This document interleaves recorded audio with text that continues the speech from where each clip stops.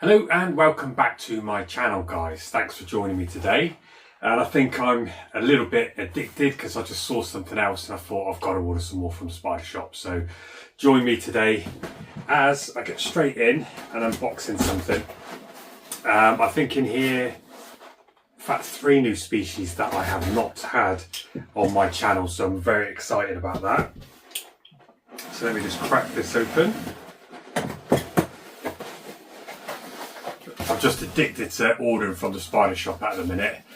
You can help yourselves get yours as well. Use my code GAVS5, gives you 5% off. But there's tons of stuff on the Spidershop at the minute. Some new things, tons of new things. So let's just have a look and see what I've got in here. Aha, there's one of what I wanted. And there's 2 of what I wanted. Avicularia mariana. I think that's how you say it. And it is the Tarapoto pink toe, which is the Peruvian pink toe. So that's just the name of the town where it's actually located around.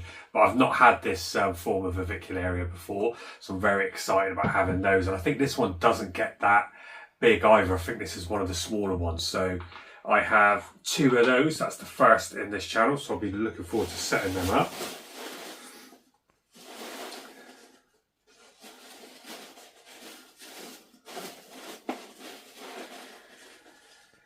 Then I went and got Tarantulas hattie, the purple earth tiger. You've all probably seen that before, but I had a monstrous female and she demanded respect. She would be so calm and chilled, but then when she was upset, she'd be fast and she would grow into threat.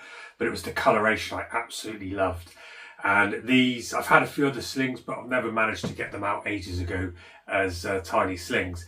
And I've since learned it's because of the humidity. I just didn't do enough. They need quite a high amount of humidity in this one and cross ventilation. So I would say up to about 80% humidity on this as slings. And as they get bigger, they get a lot easier to look after.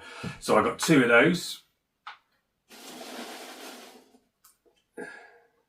And I got these 2 buttes that I kept seeing on there, and I was just thinking, oh, are they still there?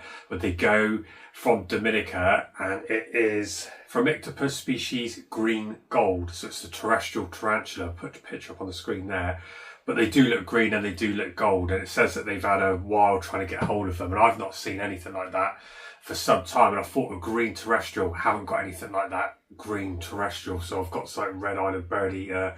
And I've got Sazamo, which would go like a bluish colour.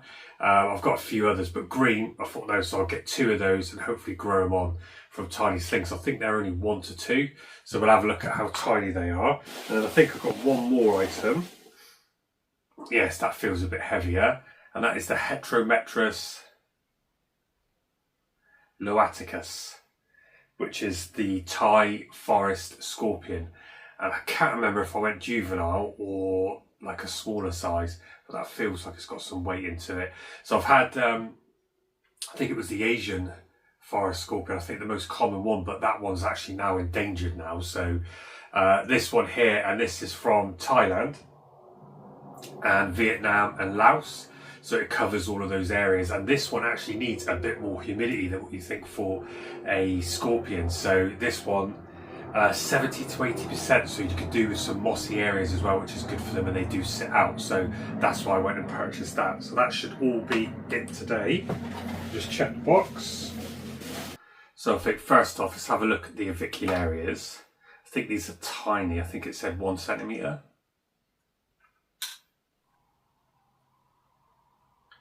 Oh wow, that's a stunning little sling already. If you can see the coloration on it already, that is really, really nice.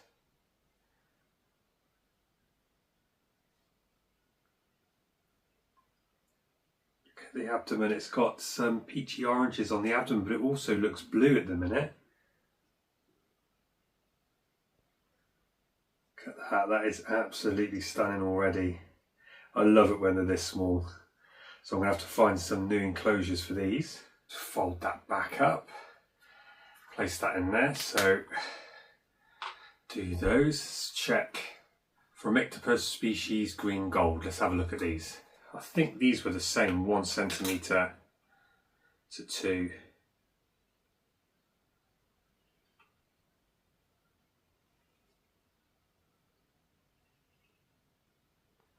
Yeah, they were. Oh, look at those.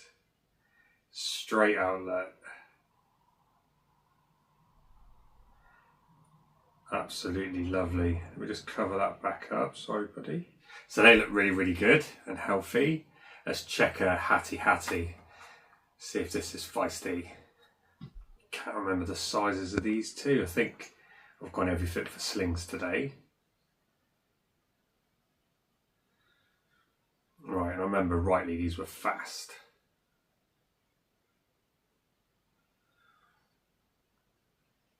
Oh, look at those, absolutely tiny. And again, a dark coloration. I don't think you can see anything on that. But nothing special at the minute, but it's a Hattie. They grow into an absolutely stunning tarantula. So very, very happy for those. Right, I've got a little pot there, which we can have a look at the scorpion and just see if I can pop it in there before I do the rehouse. Let's just pull that straight out. Nope.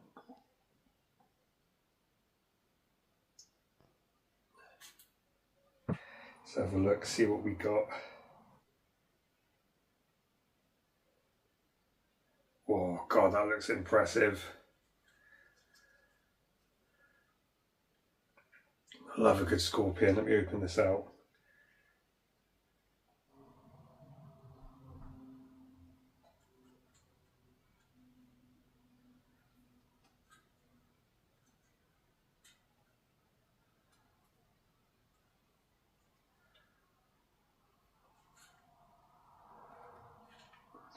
Actually eating tissue at the minute, or maybe getting a bit of moisture.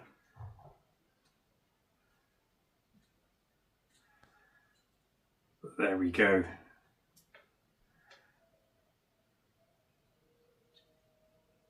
We need to give this some space. That's absolutely stunning, and that is so well fed.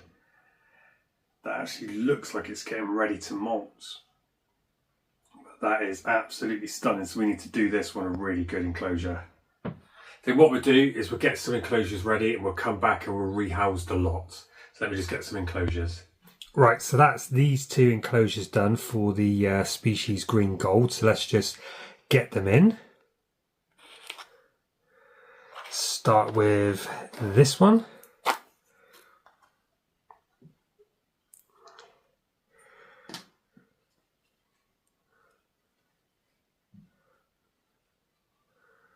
There's a little fella.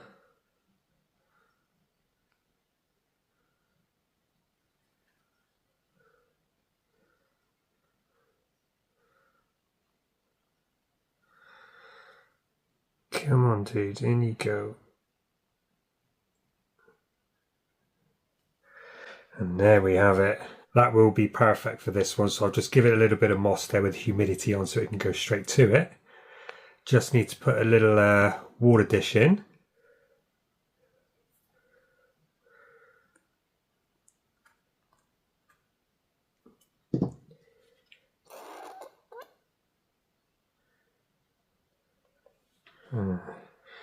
There we go. This one's slightly a bit bigger.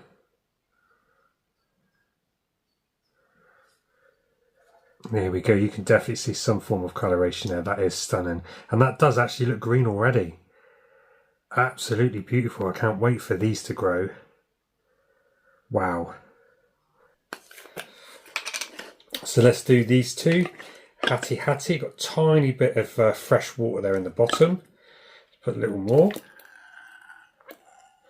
And this just gives a good starting base. Let's do what I normally do with these. So there we have it all done, and that's for the Hatties.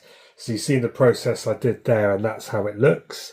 So a nice little tiny cork bark hide, bit of moss, water dish hot glued at the top, and then side ventilation done all the way around the top, and lower ventilation done all the way around. And then where I've done the front display on the side, I've done ventilation going right across the top, and on the other side going right across as well. So that gives it full cross ventilation, and with the gravel in the bottom below these air holes. That will allow the water to drop down and it'll work its way through the substrate. I can water the water dish and also water the piece of moss on one side, left the other side dry, so if it wants to choose to go on the dry side, but I'll water this side more to the point I soak it so it goes all the way down to the bottom until I see it clear layer form at the bottom between the gravel, and then I know that that is enough humidity in here to get it above the 80% what it needs as a minimum. So as long as I hit that, I'm absolutely fine for them being slings. So let's try and get both of these in. Look how tiny that is. I mean, that still could have gone in a sling pot, but I prefer to do it this way.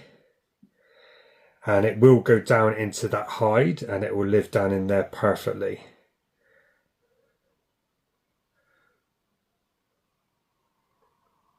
You're going to go in. Oh, and it just jumped in. It's on the cork bark. There we have it, look, right underneath the water dish. That's one down. There we go, same again. See if this one will walk in this time.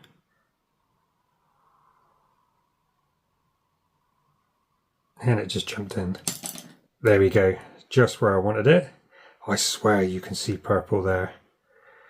Or was that just my eyes? But you can see that is all you need for this species. So there we go. So far we have done, let's get that off there, the Phormictopus species green gold. Loving those already. So we've got the two of those. And these can be stacked, which I absolutely love.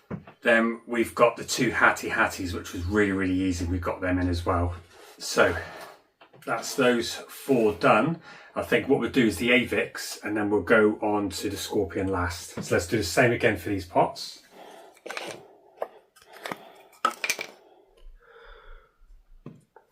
Now, same again for the Avix. Did a bit of gravel at the bottom, some substrates you saw I put in there. And the reason I put dry substrate in on my slings is so that I don't keep moisture in the spare substrate that I've got, just so that it doesn't develop any spores. So when it's completely dry, I know it's got zero spores in it, I can hydrate it and I know it's going to be absolutely fine for months before it even attempts to get any mold spores. But what I also do is I leave slight air holes at the bottom in the gravel layer so the water doesn't stay stagnant, it still evaporates out of the holes. So that is another tip that I do as well for mine. And then as you see, just two hides with the moss section again around the side that I can hydrate, and a ink pot, and they should use these absolutely perfect, and this will keep your Avic alive. Wow, look at that stunning little sling. Come on then. I love Avics. Look how gentle they are. There we go. Straight on the hide. Well, it's almost got like a yellow sort of tinge to the hair there on the abdomen, if you can see that. If that's coming through on the camera. Absolutely stunning little guys. Here we go, look.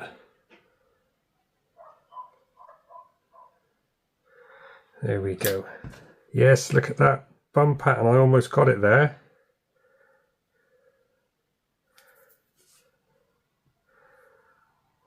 Can you see that? Oh, that is absolutely stunning. So there we have all of those. Really happy with them. I hope you like the way I did the sling enclosures, and that's what I found for myself. Cross ventilation, but don't over put the water in the bottom if you don't know what you're doing. If you've got it sealed at the bottom and there's no air holes directly above it and it's blocked by substrate, then it could still get stagnant. But I do the odd one or two so it's in the water layer, but it's just above where the water sits, but it can evaporate, clear and out as and when I need to. Stays really fresh, then you don't get that weird smell when you open it up. But that's the best way for young slings, especially if they're 80 to 90% dependent on humidity. But let's do the Scorpion, and I was going to do something like this one. I think for the Scorpion that would be lovely. So it's just another old one I had lying around. Kind of like the way it's got the cork bark in there, so I'm just going to build it up with some moss and then we'll get that in. Okay, so let's see if we can get this little one in.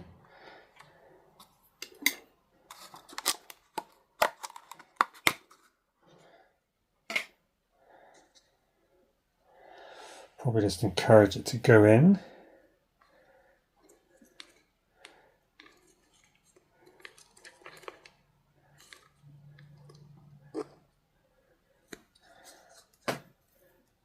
My God, how cool is that? I absolutely love this. It's absolutely stunning, and it'll probably go under that cork bark piece. Perfect, look. There we go, and it will hunker down. I can't wait to start feeding this one and see how it is. But I've just done the enclosure with a cork bark piece resting on another one at the back over this side, and then a heavy mossed area which I can soak down to give the humidity it needs, because it needs, again, 80% humidity, so I'd say minimum of about 70%. And then just on cocoa fibre and topsoil mix, and I've put a water dish in there as well. But I think it will now start digging down underneath, and that will be its home. So that's that one in as well. So there we have it, my Spidershop unboxing that I'm addicted to at the minute, ordering loads and loads. I hope you enjoyed that with all my slings, on how I set up my slings, to the scorpion as well. So I hope you enjoyed that. Don't forget to get yours from the Spidershop. Use my code GAVS5, gives you 5% off. But I look forward to seeing this one grow. I'm absolutely really excited about this scorpion, and the green gold, that is beautiful, and the hatties I love, and then the new avicularas for this channel. It's just brilliant. So see you on the next video.